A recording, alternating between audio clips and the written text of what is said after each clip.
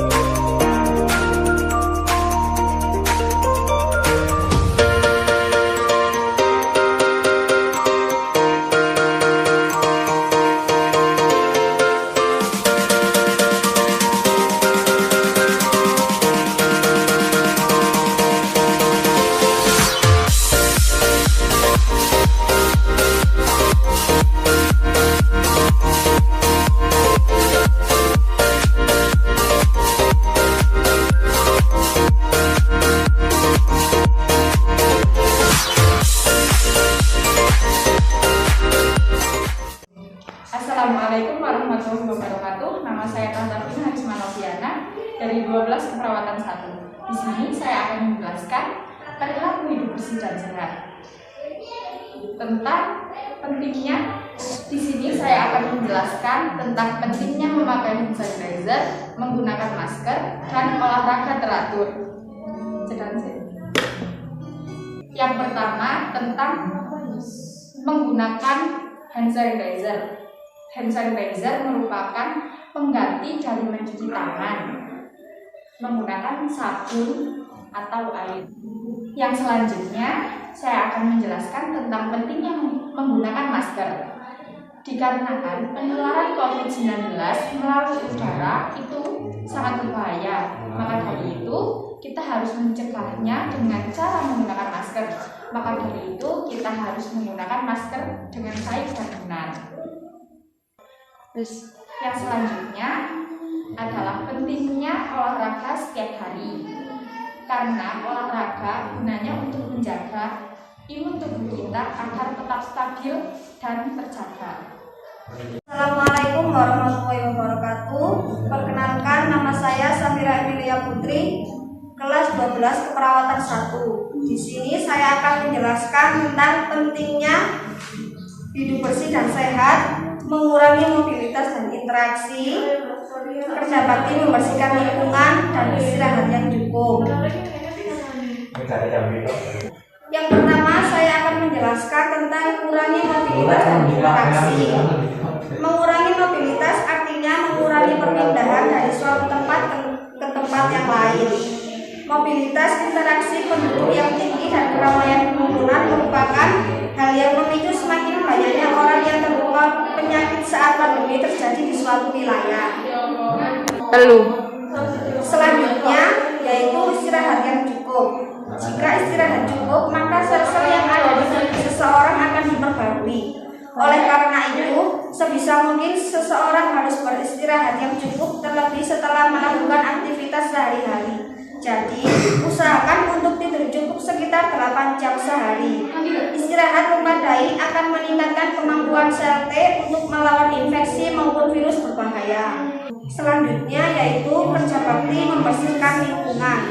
Menjaga kebersihan lingkungan adalah hal yang penting untuk menjaga kesehatan dan imunitas tubuh, yang merupakan pelindung alami tubuh terhadap bahaya virus. Selanjutnya yaitu kerja bakti membersihkan lingkungan.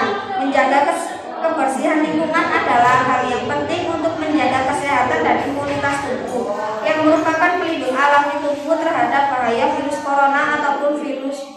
Selanjutnya yaitu kerja bakti membersihkan lingkungan. Menjaga kebersihan lingkungan adalah hal yang penting untuk menjaga kesehatan dan imunitas tubuh, yang merupakan pelindung alami tubuh terhadap bahaya virus corona ataupun virus lainnya. Perkenalkan, nama saya Risma Firnanda dari kelas 12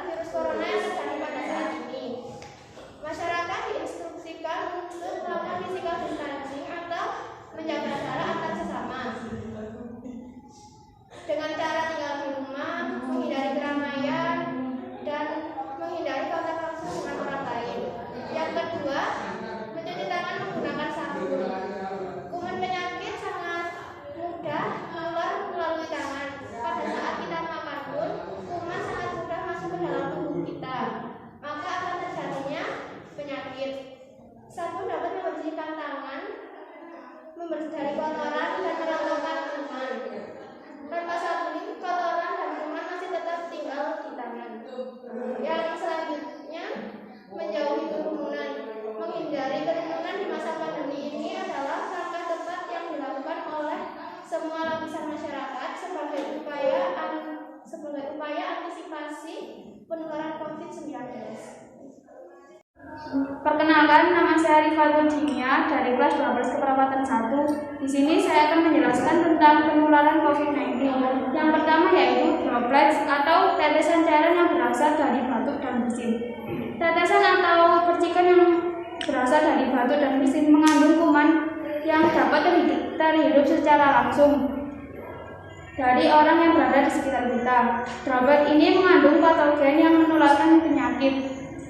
Selanjutnya yaitu kontak pribadi secara menyentuh atau berjabat tangan.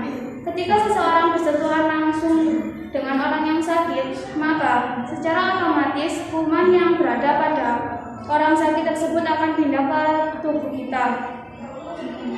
Yang terakhir adalah dengan menyentuh benda atau permukaan dengan virus di atasnya. Kemudian menyentuh mulut, hidung, atau mata sebelum mencuci tangan. Ketika kita menyentuh benda atau permukaan dengan virus di atasnya, maka virus tersebut akan langsung pindah ke tangan kita. Lalu kita tanpa sengaja menyentuh mulut, hidung, atau mata, maka virus tersebut bisa masuk ke tubuh kita melalui mulut, hidung, atau mata yang telah disentuhan dengan tangan kita tersebut.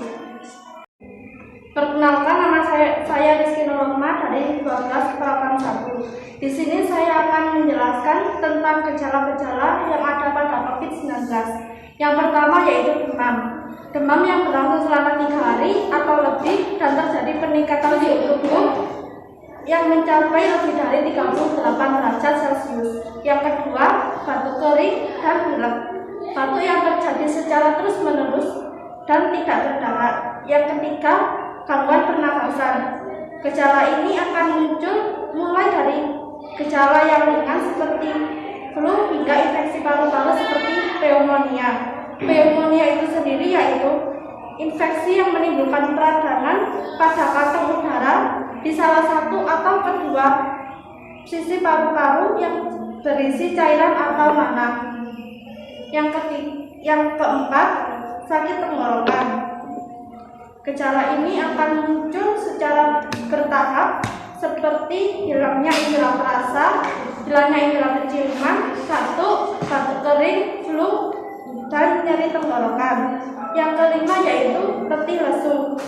Gejala ini akan bertahan lama hingga beberapa minggu setelah seseorang tersebut didiagnosis.